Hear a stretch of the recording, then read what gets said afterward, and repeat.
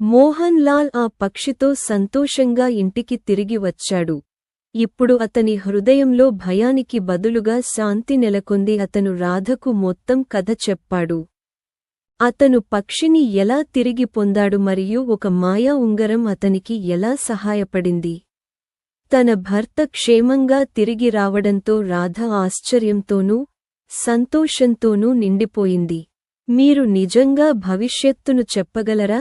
అవును, మీ విధిలో చాలా సంపద లిఖించబడి ఉంది. మీరు చాలా ధనవంతులు అవుతారు. ఇంకెందుకు ఆలస్యం? నా ముందు చాలా బంగారం బయట పెట్టండి. అకస్మాత్తుగా ఆకాశం నుండి నేలపై అలాంటి రంగురంగుల కిరణాలు పడటం ప్రారంభించాయి. అది అనేక మద్రాసుల కుప్పలా మెరుస్తూ ఉంది. ఆ కాంతి వెలుగులో ఆ నాణేల కుప్ప ఒక మాయా నిధిలా కనిపించింది. కొద్ది కాలంలోనే మోహన్ లాల్ ఆ గ్రామం మొత్తంలో అత్యంత ధనవంతుడుగా, అత్యంత గౌరవనీయుడిగా ఎదిగాడు. అతని గుడిసె ఇప్పుడు ఒక అందమైన, మనోహరమైన ఇల్లుగా మారింది. అది శ్రేయస్సు మరియు శాంతి కాంతితో నిండిపోయింది. ఒకరోజు ఆ మాయా పక్షి ఎగురుతూ వచ్చి మోహన్ లాల్ చెవిలో ఏదో గుసగుసలాడటం మొదలుపెట్టింది. మీరేమన్నారు? భారురాజు తన సర్వ సైన్యంతో కిషు నగర సరిహద్దులోకి ప్రవేశించాడు. మోహన్ లాల్ గ్రామం నుండి ఒక వ్యక్తిని రాజదర్బారుకు పంపాడు. రాంపూర్ గ్రామంలోని అత్యంత ధనవంతుడు మిమ్మల్ని ఆహ్వానించాడని విక్రమ్ రాజుకు చెప్పండి. మరియు ఈ బంగారు పాత్రలన్నింటినీ కూడా బహుమతులుగా ఇచ్చారు. సేవకుడు విక్రమరాజు ఆస్థానానికి చేరుకుని బంగారు పాత్రలతో నిండిన పళ్ళాన్ని ఆయన ముందు ఉంచాడు.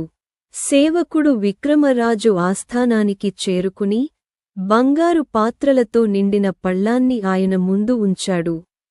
రాంపూర్ గ్రామంలో అత్యంత ధనవంతుడైన మోహన్ లాల్ మిమ్మల్ని, మంత్రి గారిని ఆహ్వానించారు. ఎంతో మంది పాత్రలు, ఇంత పెద్ద జనసమూహాన్ని మేము ఎప్పుడూ చూడలేదు, మహారాజ్. ఇప్పుడు నేను వెళ్ళి ఈమె ఎవరో చూడాలి. రాజు విక్రమ్ మంత్రి జగన్నాథ్తో కలిసి మోహన్ లాల్ విలాసవంతమైన ఇంటికి చేరుకున్నారు. ఆశ్చర్యంతో అతని కళ్ళు పెద్దవయ్యాయి. మోహన్ లాల్ కొంత సమయం తర్వాత తన భార్య రాధతో కలిసి అక్కడికి చేరుకున్నారు. ఓయ్, కొంతకాలం క్రితం నా దగ్గరికి వచ్చిన రైతువి నువ్వే కదా?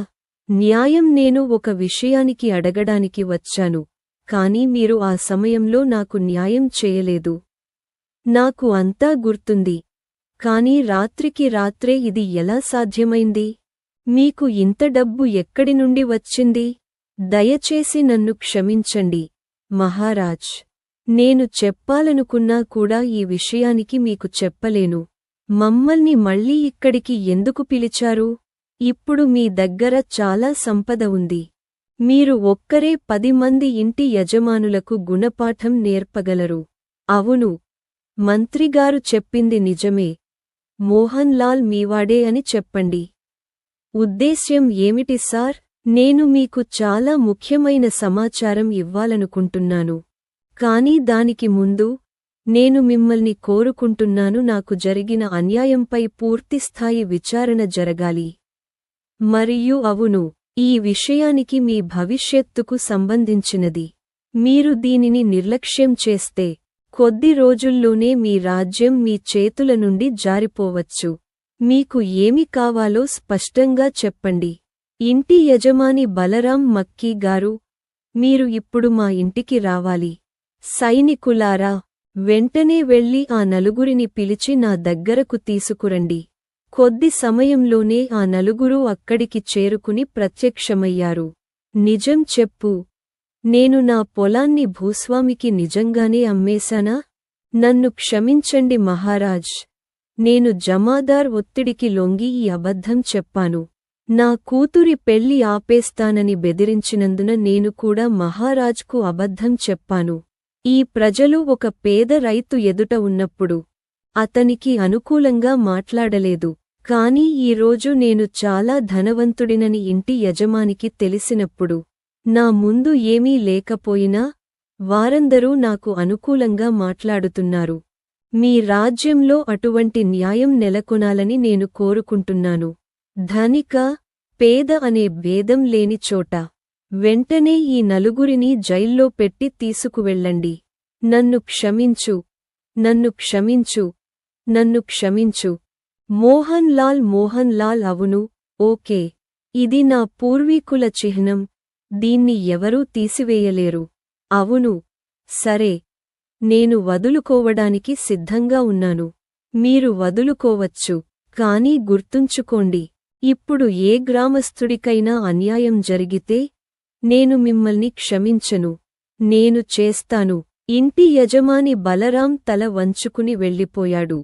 ముఖియా, భాలియా కూడా అవమానంతో వెనుదిరిగారు. మహారాజ్, విశాల్గఢ్ రాష్ట్ర సైన్యం మీ భూభాగంలోకి ప్రవేశించింది మరియు మీ సైన్యం కంటే తమ సైన్యం 10 రెట్లు పెద్దదని అందరికీ తెలుసు. మీరు వారితో పోరాడలేకపోతే మనం ఇక్కడి నుండి పారిపోవాల్సి వస్తుంది.